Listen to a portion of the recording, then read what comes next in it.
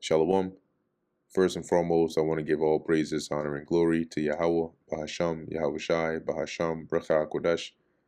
Double honors to the elders and the apostles of Great Millstone, and peace and blessings to the elect. And today we're going to go into the book of Ecclesiastes, the 4th chapter. So I returned and considered all the oppressions that are done under the sun. And behold, the tears of such as were oppressed, and they had no comforter, right? They had none to relieve them of that oppression. And on the side of the oppressors, there was power, but they had no comforter, right? So he's saying here, now describing the case of those that are oppressed. The oppressors have power, but they don't, right? They are the oppressed. They have no comforter. Wherefore I praised the dead, which are already dead, more than the living, which are yet alive. And why did he do that? Verse 3, yea, better is he than both they, which hath not yet been, who hath not seen the evil work that is done under the sun. So he's saying, I praised the dead, right, better or more than those that were yet alive, because being dead they didn't have to suffer the things of the living. However, better than both of those, both the one that has already died and the one that is still living, is one who has not even been born yet. Why? Because it says, who have not seen the evil work that is done under the sun. See, one that is already dead doesn't have to keep experiencing the sufferings of the earth. One that is alive, they still do. But the one that is dead still has experienced it at one point. One that has not been born yet hasn't even been put on the earth to even have to deal with any of that. So that's why he's saying, he counts him better than the two. Again, I considered all travail and every right work, that for this a man is envied of his neighbor. This is also vanity and vexation of spirit. In other words, most hard work, right, and achievements are driven by competition and envy, right? All travail and all right work, your achievements, your hard work, that for a man is envied of his neighbor. See, let's read this here in the NLT. Then I observed that most people are motivated to success because they envy their neighbors. I want to do better than him. He has this and I want that too. But this too is meaningless, like chasing the wind. The fool foldeth his hands together and eateth his own flesh. Now, when it says he foldeth his hands, it's another way of saying he refuses to work. And eateth his own flesh, or eats his own flesh, means that he destroys his own well-being through his laziness, right? When you fold your hands and you refuse to work, it's going to really affect you. Better is an handful with quietness than both the hands full with travail and vexation of spirit. So in this case, less is more, right? It's better to have only one handful, but it's peace, than to have two handful, which is like an abundance, but it's an abundance of what? Stress, of travail. And what? Vexation of spirit, pointless, things that are pointless. Then I returned and saw vanity under the sun. There is one alone, and there is not a second. Yea, he hath neither child nor brother, yet is there no end of all his labor. So he's saying, I saw another case, okay, which I consider to be vanity, right? He's saying there's one who's alone, right? This person doesn't have a second. They don't have somebody that was born, after them, or somebody that's with them. Yea, he hath neither child nor brother, yet is there no end of all his labors. Neither is his eye satisfied with riches. So this guy is alone. He doesn't have any other mouths to feed, but yet he's always laboring. Okay, and it says his eye is not satisfied with riches. That's not enough to stop him. Neither saith he, for whom do I labor, and bereave my soul of good? So he doesn't even stop to think and consider, well, You working hard, you doing all this work, but really, who is it for? You sacrificing your time and life, but what's all this hard work? Who is it for? It's not for your brother or your child. You don't have any. This is also vanity. Yea, it is a sore travail, right? That somebody would have to, strive so hard and spend their life working, working, working, and not even get to experience the joy of their labor, and then and not even consider that part, right? Two are better than one because because they have a good reward for their labor. All right, and two is better than one. And then he's gonna go and give more examples. Two people are better off than one, for they can help each other succeed. See, for if they fall, the one will lift up his fellow. But woe to him that is alone when he falleth, for he hath not another to help him up. See, that's why two is better than one, because if a situation happens, if one is in need, the other can help, and vice versa.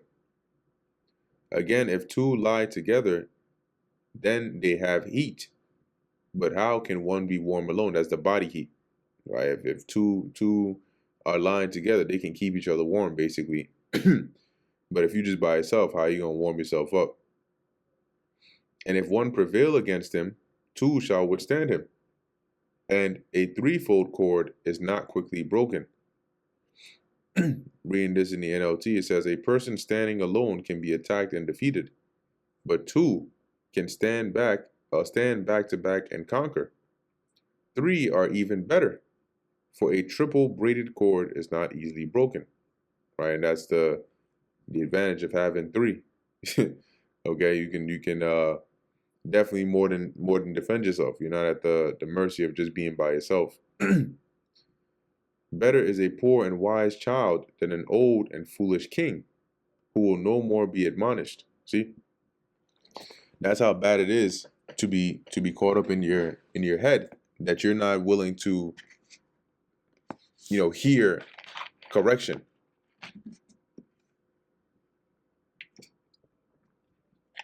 And here he uses this example to say, like, even a child, right, that is poor, so they're young and they're poor, is better. or it says wise, right? They have some wisdom, is better than a foolish king. A king is one in a high position. But if he's foolish, then this child, even though they're poor and they're young, they're still better off than this foolish king who cannot receive any correction. For out of prison he cometh to reign, whereas also he that is born in his kingdom becometh poor.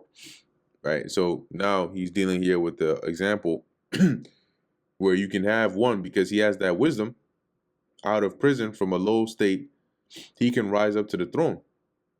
Whereas he that is born in his kingdom becometh poor. Why? Because of the foolishness. So one that starts off in a low and destitute state, through wisdom can rise up to reign, whereas you have one that is born in nobility, but through folly can lose his kingdom. I considered all the living which walk under the sun, with the second child that shall stand up in his stead.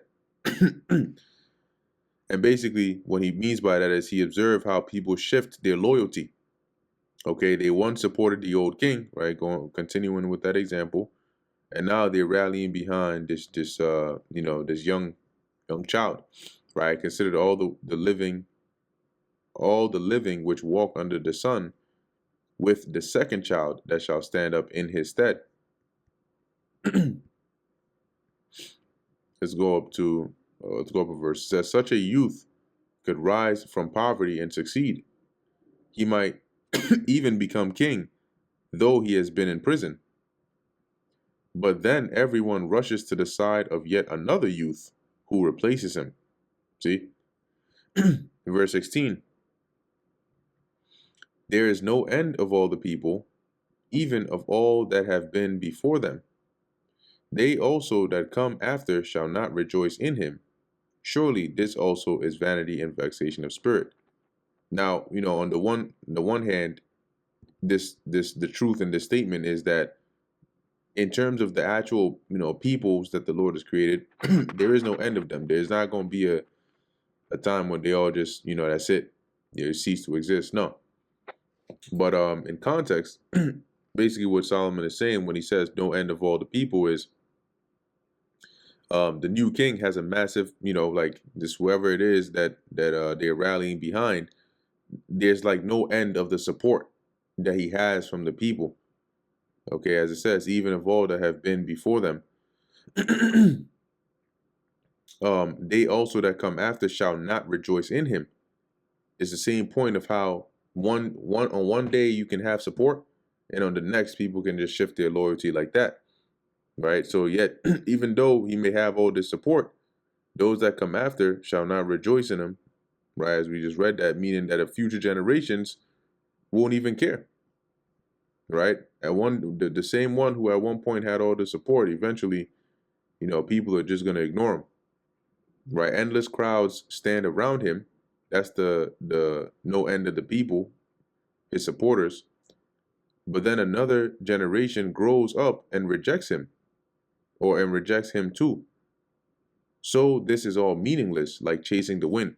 So now let's go and read this through from let me actually just pull it up. Do I have that on here?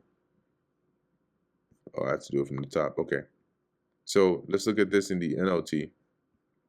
And let's read those last few verses again, so it makes sense together.